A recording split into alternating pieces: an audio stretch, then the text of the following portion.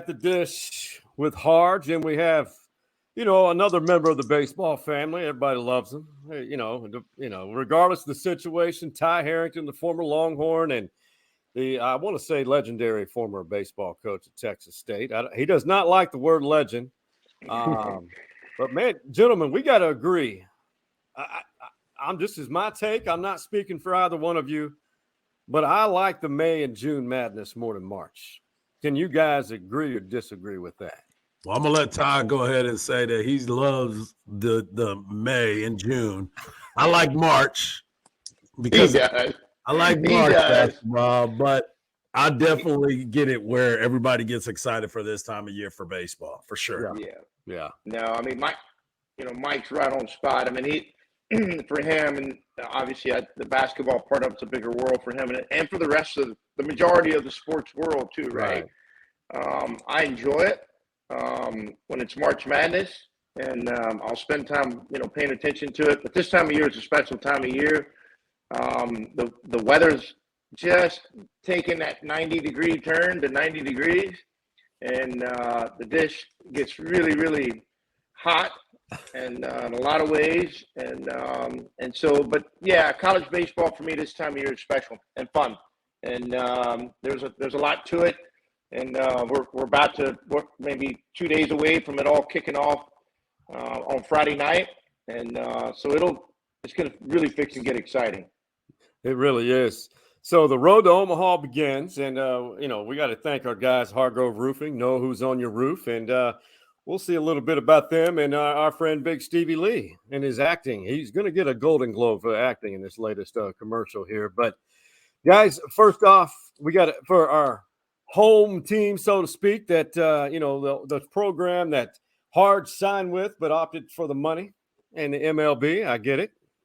Had a great career in baseball, and Harrington played for Coach Gus and the Longhorns. But one question, and I think people are done asking, what happened at the Big 12 tourney in Arlington?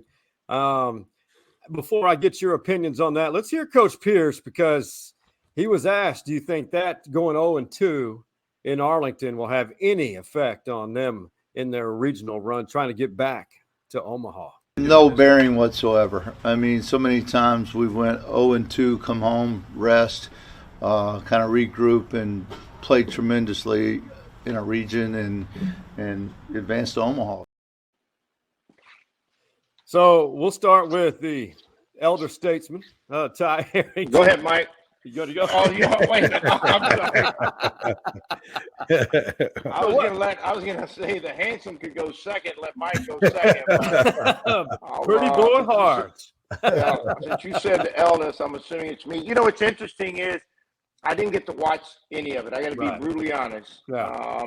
And so I didn't get to watch it. I know what I read. I know out of different notes from the game, and what all transpired as far as the losses, why, and all those reasons.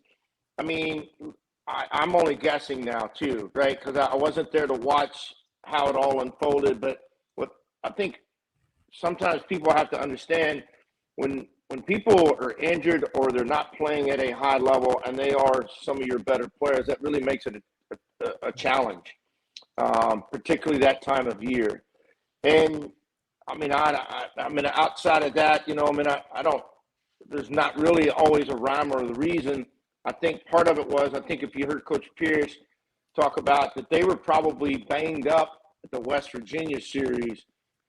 I just personally, if I was, this is guessing too, truly guessing, they poured so much into that West Virginia series, physically, emotionally, that it's hard to get, rolling again. I mean, that's a Big 12. I mean, that was such such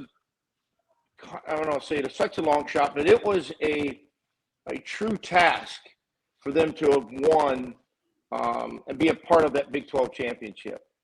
In my opinion. Mike might have a different opinion, but that was just mine after watching them, seeing where the season was headed, who was where, what was going on, and what they had to accomplish against a really good West Virginia team. Yeah. So I think they poured a lot. And then, again, injuries are starting to mount all over. This is that time of year. You get to late April, guys really start to get banged up. And it's just the way it is. And I think that they were injured some. I think that it took a lot of them winning the Big 12 championship. So I didn't put a whole lot more into it than that, to be honest with you. And Mike got a chance to view it more than I did. And again, a lot of mine is just based on experience of having gone into tournaments before. Yeah, I did. And, one of the things that always comes back to this entire situation is the game of baseball is so difficult anyway. I mean, there's so many different things that go into it. We don't always know what happens behind the scenes, but we definitely know once you lace it up and how you need to go about your work. And Texas just didn't go about their work the right way. The approach at the plate, swinging big, trying to do a little bit too much. And Coach, you know this just as much as I do. Every time you go to a tournament in that situation, you are looked at as the team to beat anyway. You're the University of Texas. So everybody's dialed in even more so than what you are. And then you look at the entire tournament. I mean, Oklahoma State struggled. West Virginia struggled. I mean, the teams that won the Big 12 conference struggled. But you don't expect Texas to go up to the Big 12 tournament and go 0-2. You never want to see that. And, Lucas Gordon and LeBaron Johnson, both, I thought they did enough to win. Yeah. But at the plate, those guys just didn't execute. I mean, it was a tough weekend, tough 2 games for them to produce at the plate. Now, we've seen this happen before, and that's probably why Coach Pierce said there's no worry, nothing to worry about, nothing to see here, essentially. I don't think it has any bearing on what's going on, but it does leave a bad taste in your mouth. I don't care if you're competing, you're going to compete. And I don't think the way that they performed is an indictment on who they are as a club. I don't think it's an indictment on who they are as competitors, but it also, you have to regroup and get yourself back. And to cover up what Coach was talking about, Coach Harrington, the truth of the matter is they were banged up. Those guys were hurt. And it is tough for you to go out there, play through the pain, knowing it's a high intense level of baseball that's there, knowing what you had going into it, the possibility of hosting. And that is the biggest thing for me as a Texas fan, is just get one of those wins together. Just give me one. Give me something where you might have had an outside shot at it. But all in all, I'm with Coach, both coaches actually, where I don't think it's going to matter. They still had to go on the road. They had to go down there. No matter where they were going to play, they were still going to have to represent. And being the number 2 seed, that's a great spot to be in. And now we get to see what the true test is going to be this weekend. And so they get I do agree with Hardge. I think 1 win, and they're playing at Disch fault. 2 wins more than likely, but when you lose to both the Kansas schools, and no offense, Kansas State deserves to be in, and we'll talk about that shortly, but they are going to Coral Gables, 2 of these storied baseball programs. I mean, between Miami and Texas, the number of CWS trips, regional appearances, all the times that they have hosted at Mark Light Stadium. This is what it looks like, and it's just kind of going to give you a glimpse at what the Big 12, the representation on the regional side as well. Big 12, obviously respected, and I promise you that graphic will come in as it does. And before we break this down, speaking of Lucas Gordon and the hitting streak at 35 straight games, Lucas and Dylan Campbell, well, they talk about this renewed life, what it's like, and putting Arlington behind them. It's mostly just believing in ourselves and believing and trusting each other to come out of there and have some success. I mean, it's always fun, playing with when it's win or go home. So I think that always brings the best out of me, and I think it'll be to bring the best out of the teammates as well. So I think it's just what we've been working for all year and throughout the fall. Look at the Coral Gables regional. I find it to be a tough regional. I really do. Maine used to be a national power. Louisiana, Ty, both of you know how good the Raging Cajuns always are. Mm-hmm. In Texas, we really don't know. Miami, solid, playing there. I don't know if they have the home field advantage compared to Disch Falk, I really don't know. But I think it's winnable. I mean, you guys, your take on that region.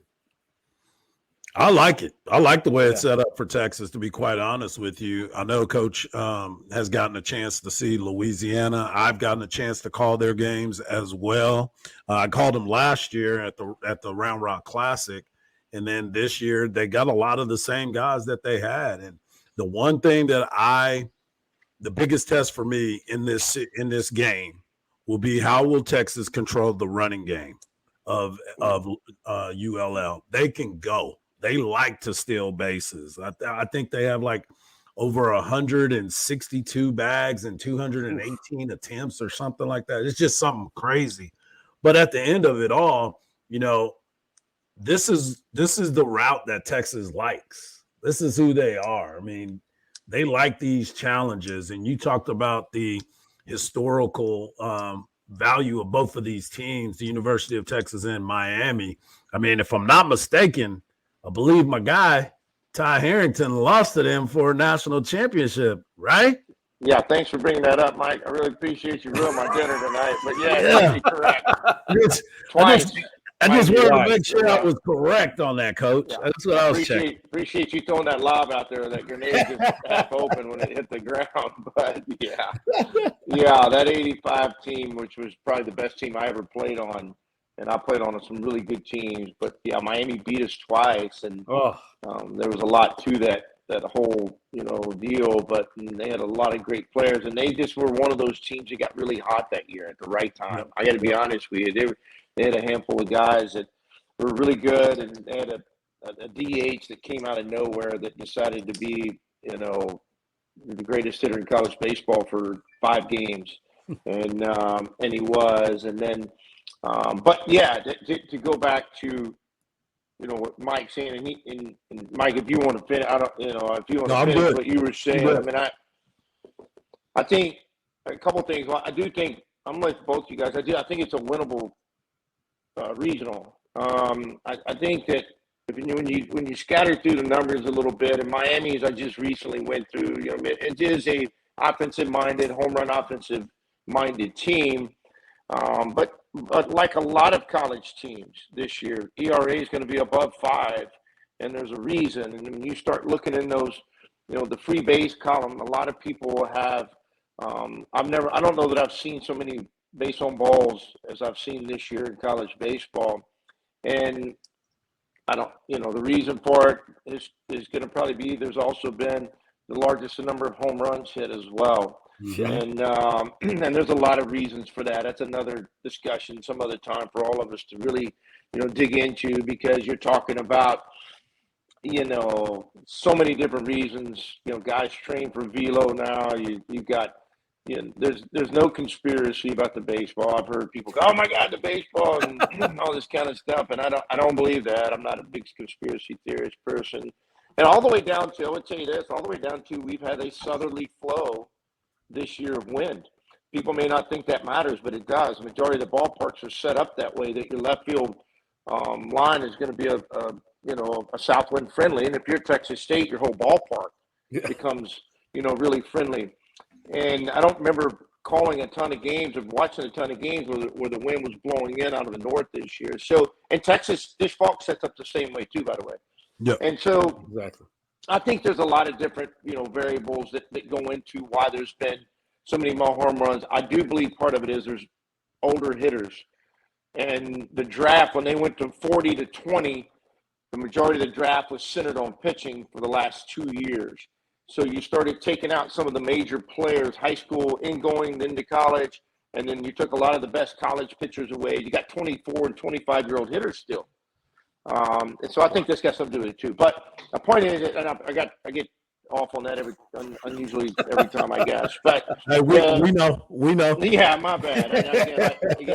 The deal on, to me, when you look at Louisiana, and they do not like to be called Lafayette, by the way. They do not anymore. Do not, no. And so, but what Matt Diggs does is what Mike just talked about, and what I'm about to say too. He creates tension before you play him, Because if you didn't spend time in October working on defending the run game, they're going to get you for multiple reasons. One, or they have a chance to get to you, because if you're not prepared for it, you all of a sudden are asking pitchers to go defend drag bunt, push bunt, which they do at any count, at any moment. Runners could be no matter where they are, it does not matter. And they put a lot of corner pressure. They create a lot of gaps and seams for their offense that way as well.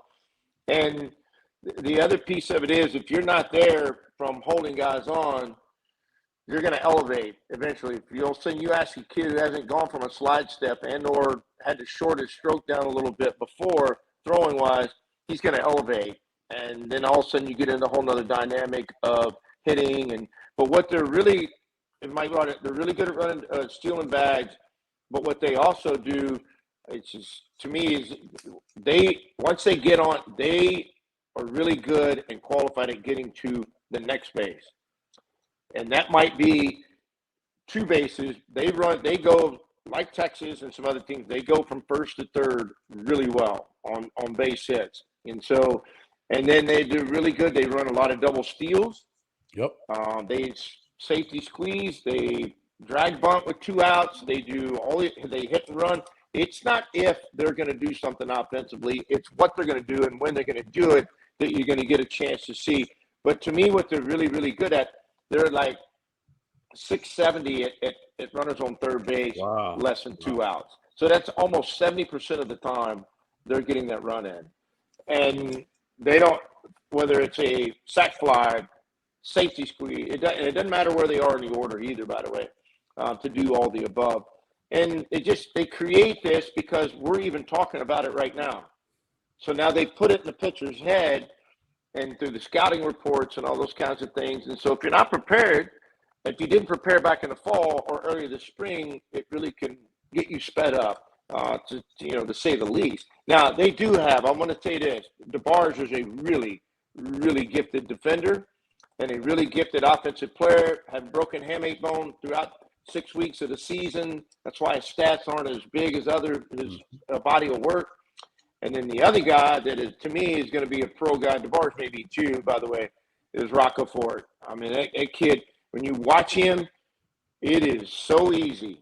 He just glides. When he swings, he glides. When he goes to catch the ball, when he throws, I mean, it's just, the game is really, really easy for him. He makes it look easy. It's not easy for him, but it makes it look really easy. And now the thing about him that I think plays into Texas's advantage, I think their pitchers have got to be tired a little bit. I saw one of the greatest pitching performances in a long time, and their kid threw 4 innings of relief.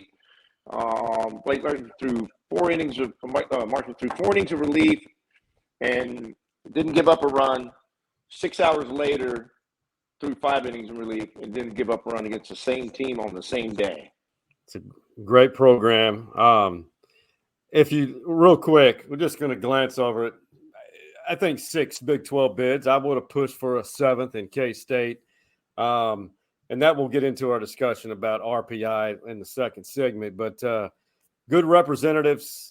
The only Big 12 program hosting is up in Stillwater at that beautiful new O'Brate Stadium.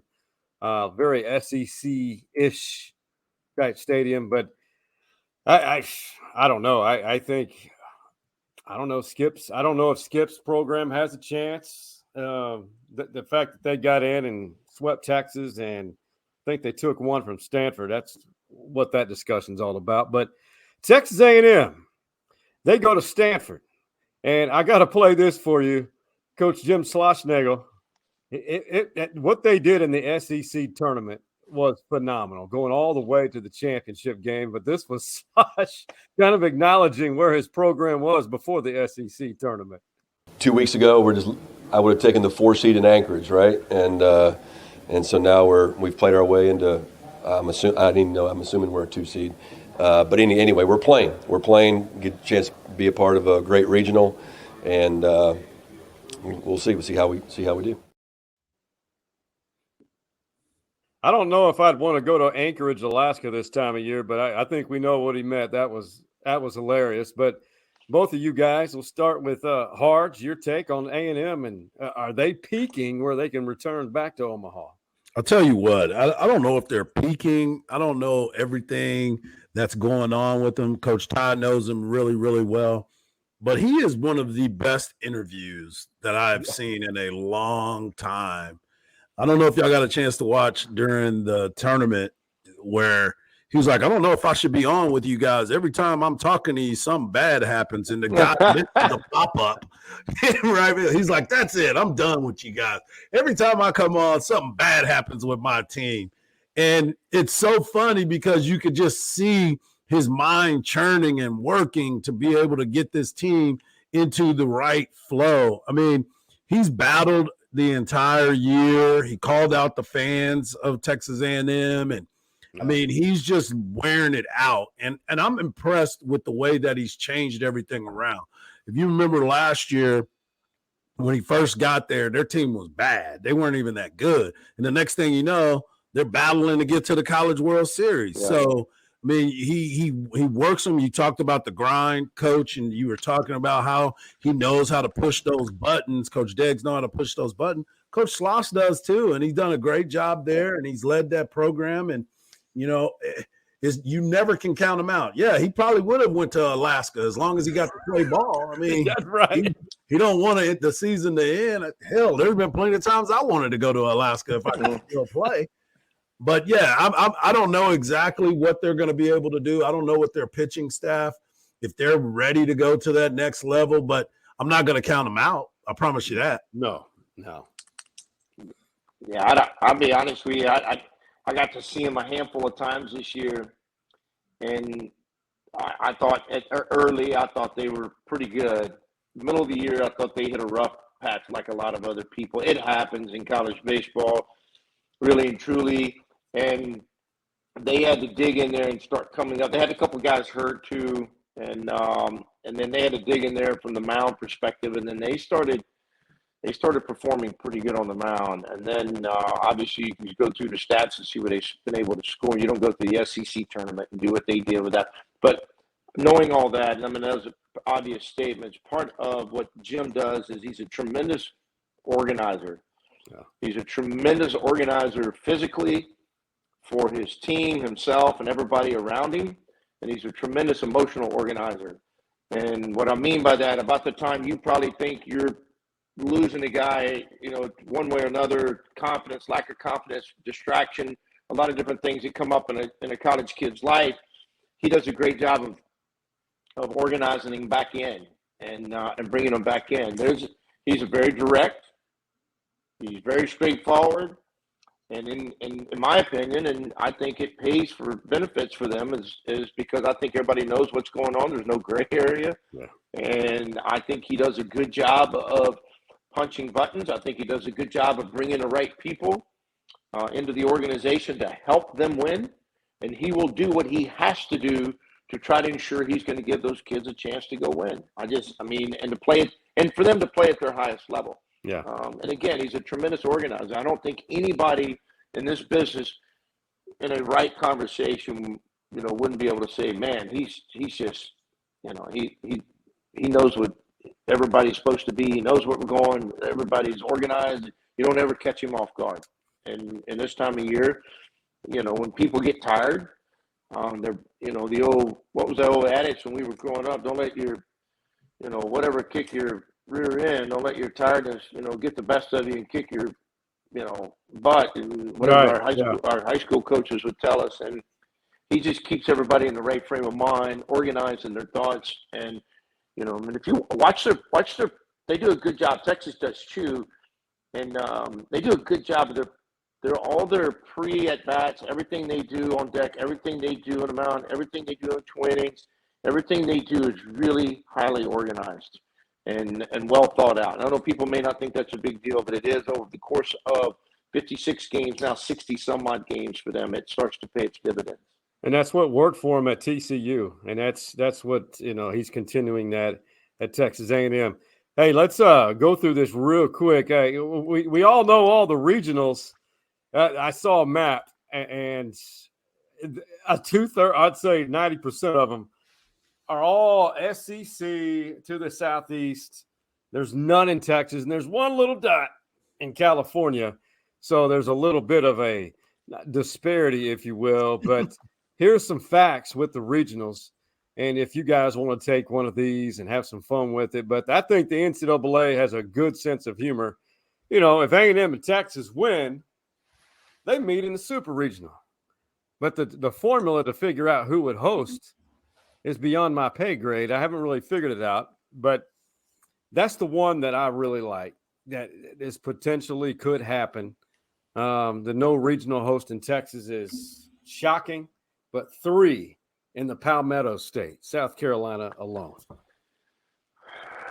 Man, I mean, I'm just so used to there being one in Texas. Yeah. And I just, and it's somewhere in the great state of Texas, because we the 3 of us, meaning, in my opinion, don't really know how really lucky we are that we have so much unbelievable baseball in this state. Oh. And I know we talk about it all the time, but it's true. We really are lucky, and that we get to see so many great players, the amateur level. And but I would tell you that, and I'm going to go back for a second. I wouldn't be surprised if A&M wins that regional. Yeah. And I'm kind of like Mike on that. I would not be surprised if they win that regional in California. I would not. And I don't know how strong the Pac-12 really. I had mixed emotions about them, having watched only a couple times, so that's why it's mixed. I can't hardcore tell you I didn't think that conference was as good as the Big 12 or everybody else. A handful of times I got a chance to watch them, I didn't think. I was like, maybe. So I do think that A&M's got a chance to go do that. But the idea, the NCAA has a way of doing that. I went with, Bill Bethea to Arkansas State one year, or for a couple of years, and we won the Sun Belt, and so we qualified for the regional, and they sent us to Austin. So, and Bill Bethea was the longtime assistant coach at Texas, and in the Hall of Honor, and as a player and a coach. And so the NCAA has it. I think that's what you were referring to, Sean, about they have their way of creating those moments. Yeah. Was that a politically correct way to put it? That's, so, hey, we don't have to be. That was definitely political. Yeah, That right. was definitely political. They can create a pickled moment. Yeah. Yeah. And That's so, one way of looking at it. Yeah, and so I don't know. I mean, look, the Carolina, Gary Gilmore, the Coastal team is good. I saw him play 5 or 6 times this year. They're injured too a little bit right now. I got to be honest with you, and how much so we'll know next 2 days. Whether their frontline guys didn't throw this past week at the conference tournament, or a couple of them didn't. Now, they are some kind of offense. Mike Hardge would love hitting in that lineup. And they are athletic. They are physical. They have power, and they start 3 freshmen.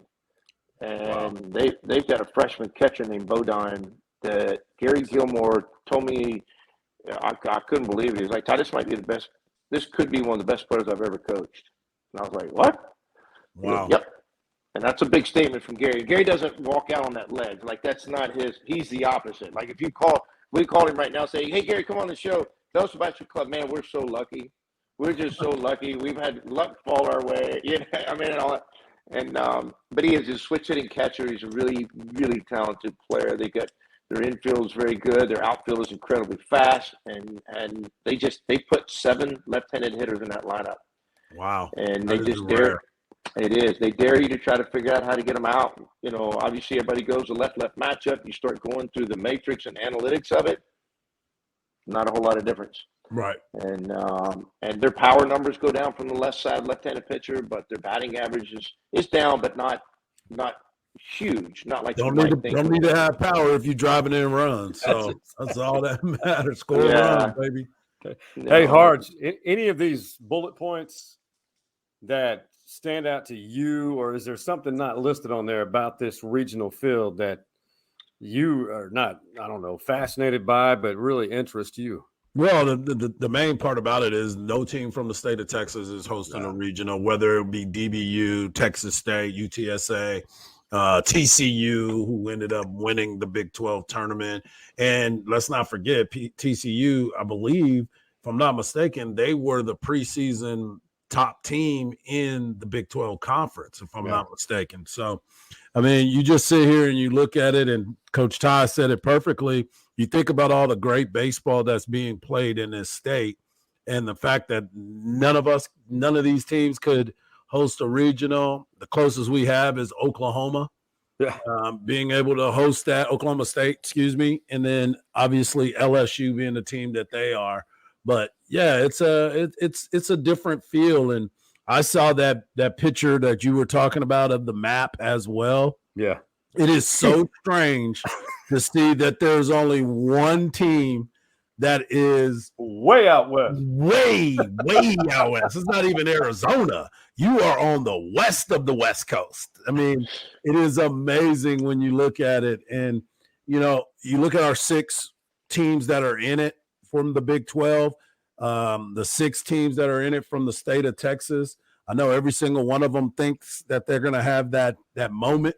But this is the time. This is where guys step up. This is where you make your legacy. It's where a lot of guys start to make their names and get their chance at that stardom. So I think it's going to be a really, really fun weekend. And I know Coach Ty said this is his March Madness, but I like it. I'm excited about it. Yep.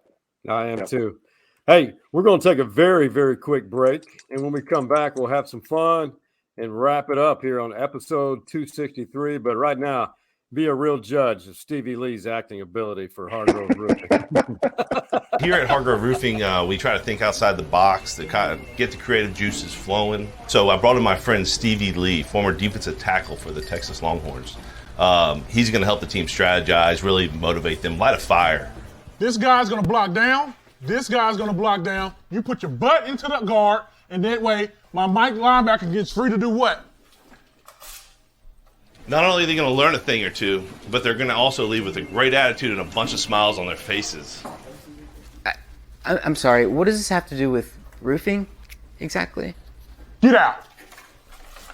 Right now. I said get out. For me, that's what it's all about. It's just having fun, making our employees have a great time. Hargrove Roofing. Know who's on your roof.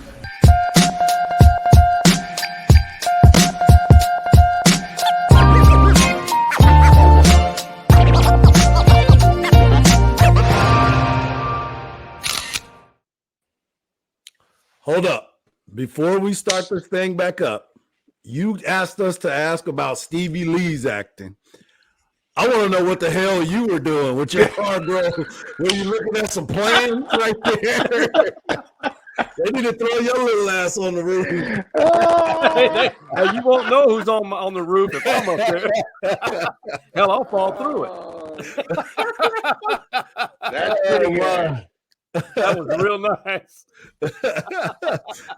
The best part was you were looking at the guy when he told him to get out. You were like, "Whoa!" He told him to get out. Oh, that's good stuff right there. That's good. Stevie had to say, "Get out 3 times." That's great stuff right there, man. I will say that production crew, they're out of Shreveport. And, man, that's what sells, man. Marketing is being different. That's good. We're talking about the road to Omaha, Hardball Hardge, Ty Harrington, and unofficial sponsor, Michelob Ultra. Real quick, guys, the RPI debate. You know, Ty, you've coached when RPI was introduced to the equation of determining at-large bids. I don't know how to take that right now. RPI was a long time. I was waiting. Time ago, by the way, but thanks. But go ahead. I appreciate that, but go ahead. I was waiting. You were also coaching when it was 48 teams. Hey,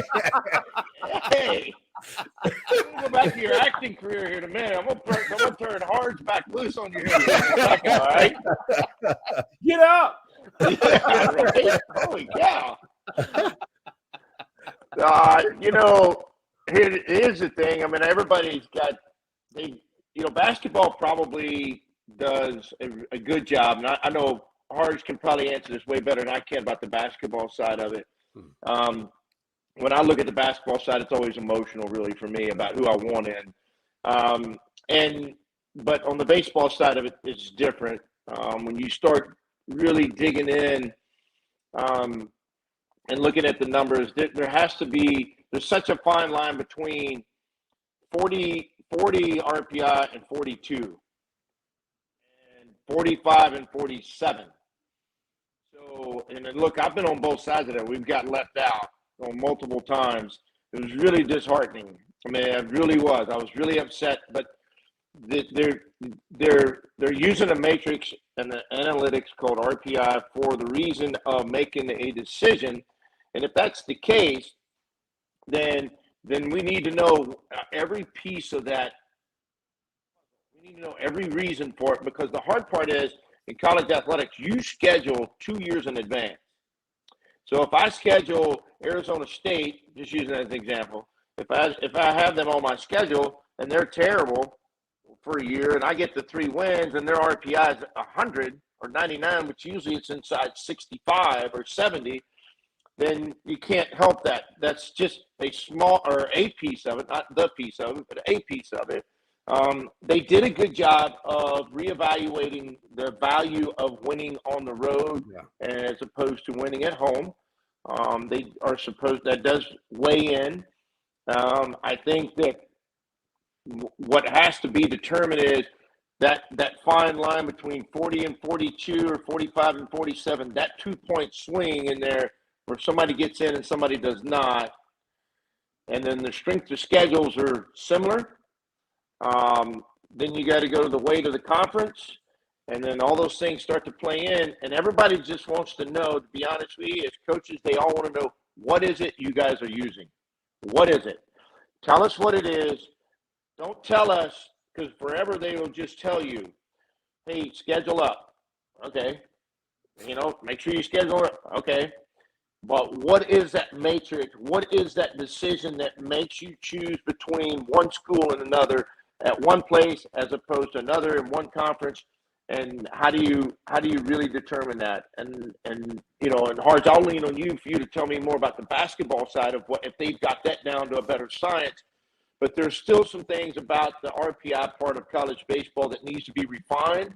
It needs to be dug into. Again, not in as much as if you can take the human element out of it, where then coaches, they don't have anything else to say, right? Hey, we got to go win more. We got to go do better. We got to go win a championship. I do think championships value. I do think if you win a regular season conference champion, that is so hard to do. Yeah, it is so hard to do.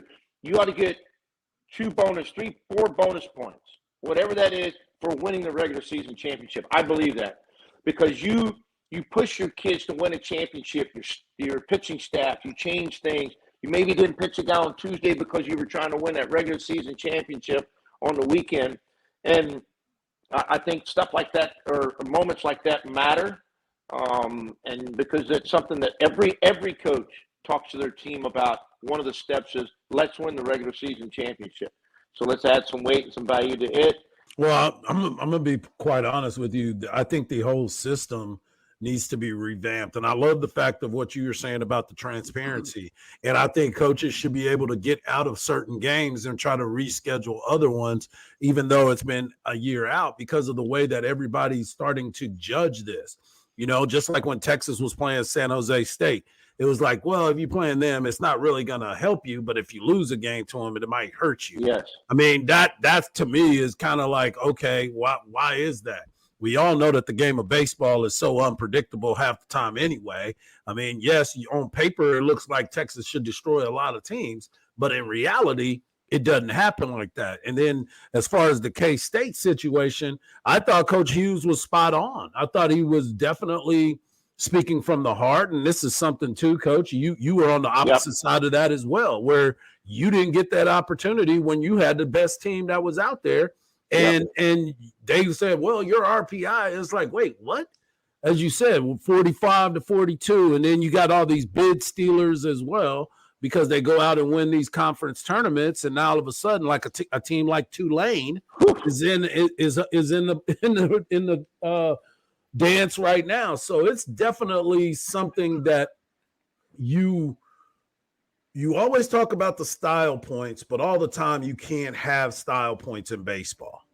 No, right? You really can't have that. So if you're supposed to go out there and bludgeon a team and you don't, is that something bad? No, you still won the game, but you didn't beat the snot out of them. They had a good day that day. They might have had a pitcher that was on that's normally not on. We've seen that numerous times. So I wish there was a more clear and concise breakdown of how this RPI works, because then you're still looking at some of these teams that aren't there that people are like, man, that was a good team. They got hot at the right time, but they're not getting a chance to play in the tournament. And then somebody else steals that bid, and now you're on the outside looking in. It's a inexact science, as they like to say. And I don't think you'll never be perfect on this deal, which is the sad part about it. Yeah, I'll tell you another thing too that is really hard from a coach's perspective. We get judged on NCAA appearances. Yes. It costs you money. Yeah, and then all of a sudden, and contracts. Yeah, that's what I'm saying. It costs you money. And all of a sudden, you've had a good year, and then you're on the sidelines and watching somebody else. And so I agree. The transparency part, I think, would be a step in a bigger direction to give everybody. But I see, and from my perspective, tell them what it is. Yep. Tell them what the guidelines is. Sit down, because this. If you do it, there's going to be a big group of the coaches that are going to scientifically take an analytical view of it and go, what do we got to do? Yep. How do we do? And they're going to center their schedule around that. That's a conversation for football people. Yeah. That's why nobody thinks about the other sports. We were having this discussion today. Everything about these conference moves, everybody's looking at it on the football perspective, but they're not looking at it for basketball. They're not looking at it for baseball, especially as you talked about, Coach, these two blue bloods in baseball, like Texas and Oklahoma, who always are in the tournament. So now you're going to be maneuvering some of these other teams that now they may not get that automatic bid because there's more teams in there. That is the thing that again, I don't think the people that are looking at the grand scheme of things are looking at baseball, volleyball, soccer, track, all that other information. Everybody is focused on this football move that it takes away from the perspective of a situation like this. That was a great question. And then you look at it, you talked about the regional. I'll let you get into it, Sean, but you're sitting here talking about the regional, and then you look at what happened in Lexington, a team that is getting the bid, and now the players don't even have a place to stay. Like, how did you not think this through? Like, how do you not think this through? Or because in order for you to host, you have to put in a bid also. Yep. It is a bid. So if you're putting this bid in, how are you not prepared to have 4 teams and their fan base come in, but yet and still you're going to put them in a dorm and then have fans stand at least an hour and a half away? That's nonsense. It's insanity. It's so, to answer your question, and I know I got a little ahead of myself right here with Lexington lacking space, but the SEC with the expanded with Texas and Oklahoma, man, I'm all on board for it being single elimination, because you're playing the top upper echelon programs in the country anyway, and then go best 2 or 3 for the championship series, like you would for Omaha. I wouldn't be surprised if they have 2 different tournaments to get to the 2 teams that have a chance to win the SEC tournament championship. I've not heard that, by the way. I'm just thinking out loud. Tell me how you would have that. 8 and 8. I don't know that if you would have 2 16 tournaments. And your semifinals would be single elimination, and then your championship obviously would be a single elimination. I don't know that. I'm just trying to figure out how do you gather up all that wealth of talent and great teams and allow them to play in a conference tournament so that they can move forward into the NCAAs as well. I'm sure they've thought about it. I know the coaches have. I guarantee you they have. Yeah, when you got a Slotsnagel, you got a Slotsnagel over there. You got my man at Arkansas. You know, Van Horn has already been on that train already. I mean, I'm sure they've got it figured out. I just was curious if what y'all's mind would be like if Mississippi State, some of these other teams who didn't qualify for the tournament, they're not getting in. They didn't get in. And then some of the ones we even didn't get in. Missouri and some other ones didn't get in either. So now you're adding two great traditional programs. I mean, yeah, that's it's going to be interesting to see. Like it. Yeah, it will. Or you go single elimination till you get to the Final Four, and then it turns into double elimination. I like that. I like that one too. It's just you'll see semifinals for sure go down to single elimination. Yep. It has to, man, because you're hurting all those great teams on their pitching, and it's play-in games or single elimination anyway. And if you get to a play-in game, then you can qualify for going to the NCAA. You can justify going, well, they got in as a 3 seed at such and such, right? Yep. Right. So the deal in Lexington, there's a music festival, and there's another event in Lexington, Kentucky. Another high school tournament in all sports. There's all sports in Lexington going on right now. But how do you not look at your community calendar? The Chamber of Commerce. Community calendar. I love it. And not know that. Or find some some of the teams are staying in dorms. And you're cutting expenses. God. Yeah, it's ridiculous. It is it's ridiculous. Hey, let's end this thing on some fun. I kind of want to direct Ty to a certain positive story because it's somewhat amusing. Hey, Ben, tell me something good.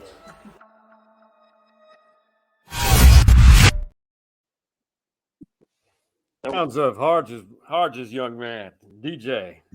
He doesn't sound like that anymore. Oh, wait. I bet not. A puberty. Yeah, his voice is changing a lot.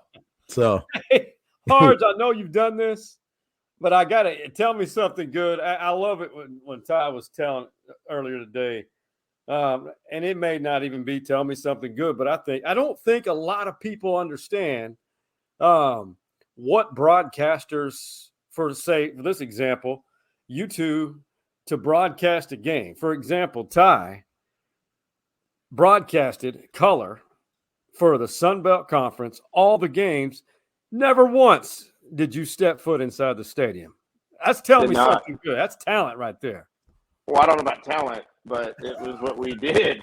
So Mike knows this. You do what you do. So if they give you a plan, you don't have much. You just go do it. And if you like doing it, you'll go do it. And I like doing it. So obviously I prefer to be there.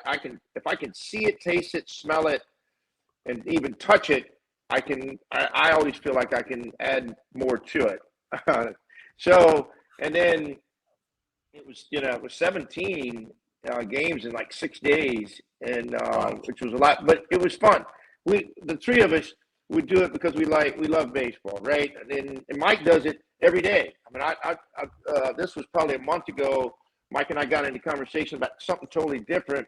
And I just say, hey, how you doing? He said, man, I'm not speaking for him, but just part of the conversation is I'm trying to manage my voice all the time. I mean, it is. I mean, and you do. Craig Way, think about that for a second. And that guy's he's got to foster that voice because that is a big part of, what he does and who he is. And not who he is, but what he does. And so, it is a lot. I'm not, Mike's been doing this a while now, right? And I was just, I'd go home at night. I'd look like a zombie, like I was walking down down Poyder Street to my hotel. And I, midnight. That ain't the reason why, Coach. and I can hear music off in the distance. Yeah, and I was like, and we kind of going this way. I didn't have any beads on. I didn't have anything like that. I did He Chick-fil-A did not sandwich in my show hand walking anything. down the street. And so, but I did. I mean, trying to do it from the studio is interesting, and it's always you get the same vibe, if that's probably the best word for it. But it is what it is. And then I was seeing what everybody else was seeing. We had a big screen TV. It was the greatest man cave. We had this big screen TV, and then you have this little one over here, and then you just try to watch as much as you can. But man, look, it was a great tournament. It was fun to do, and the baseball was great. I'm going to say this really quick, and I think Mike would agree with me. The Sun Belt, I'm so happy for them. They're trying to do some really, really cool, innovative, really good things. And this is the second year in a row they've got 4 teams in the NCAA tournament. That's pretty good. I mean, in all honesty, and there's a lot of different reasons for it. Everybody did schedule up. Everybody has, done some things to help improve. Troy was much better. Everybody, improved a lot of their areas. And it's kind of fun to watch after being in that league and to watch it, elevate and continue to do some great things. And let me tell you what about that conference. You walk in that conference, if you think you're just going to walk in that league, and they don't mess around facility-wise. They don't mess around when it comes to baseball. And, and it was always pretty good. And then when Gary Gilmore and those guys from Coastal rolled in and said, oh, yeah, by the way, we were the last man standing a year ago and won a national championship. There's not many of those trophies that get hung out and for everybody to take. So if I was going to say, tell me something good right now, I'm going to tell you this. I really, really am pulling hard like you two are. I really want Texas to do great this weekend. I'd love to see them. I do think if they win, it will be fun because I've got a sneaky suspicion that A&M is going to win in California. I do. I think they're playing that good. I do. And now I've been wrong 63 times in my career. So I'm just saying on that 64th turn, this might be it. I'm using 64 since there's 64 tems in this laws of averages. thing. I got to get it right sometime. I'm not sure when it's going to be, but hopefully it is this time. But it is. I really want to watch Texas play good. And I will say this too in the last of this on Texas' behalf. Every time they've had like a lull, they come punching back. I hope it's again this weekend. They went to Fulton, didn't play great. They got home, they got it going, and then they went out. I think it was another time somebody else they didn't play good, and when they've had to rise up and play good, they've been able to muster up that energy and all those things. They had to. To me, the West Virginia weekend was just unreal. Unreal. That just doesn't happen in college baseball like that with that much on the line all the time. And sweeping them. Yeah, it's just tough. A team that was going to host at that time too. West Virginia was. And so anyway, those are my I want to do good. I want to hear you guys. Well, tell me. Hey, Hard. Yep. Tell us something good. Well, I mean, the kids are out of school. That's something good. Jasmine's birthday is coming up. That's something good. You sit here and you look at what's been going on throughout college athletics, and you're seeing the growth of the players and what's been going on behind the scenes.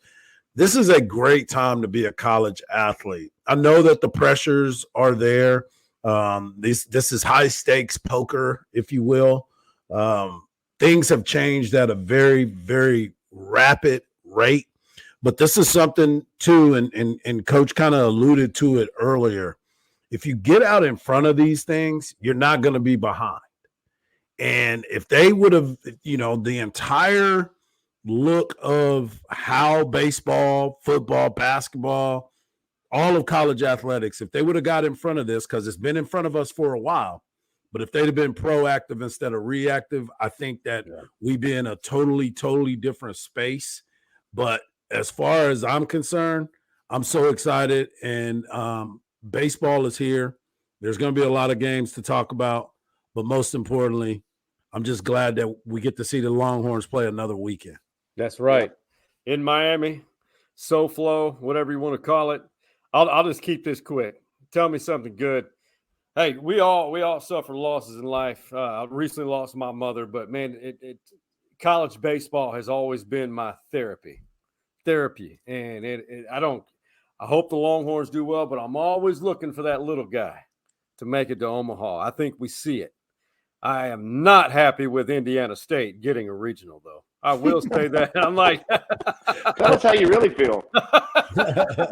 I respect what they did, but Terre Haute, Indiana. Yeah. I might be in Lexington, Kentucky. Yeah, at least they don't have They might be staying festival in. going They on. might be staying there. That's right. FFA festival's not going on in Terre Haute, so they can host a regional. Hey, for Ty, much love. Hardge, one of the OG Man Cave boys. Man, I cannot wait. Road to Omaha begins. Hopefully, we're still talking about it.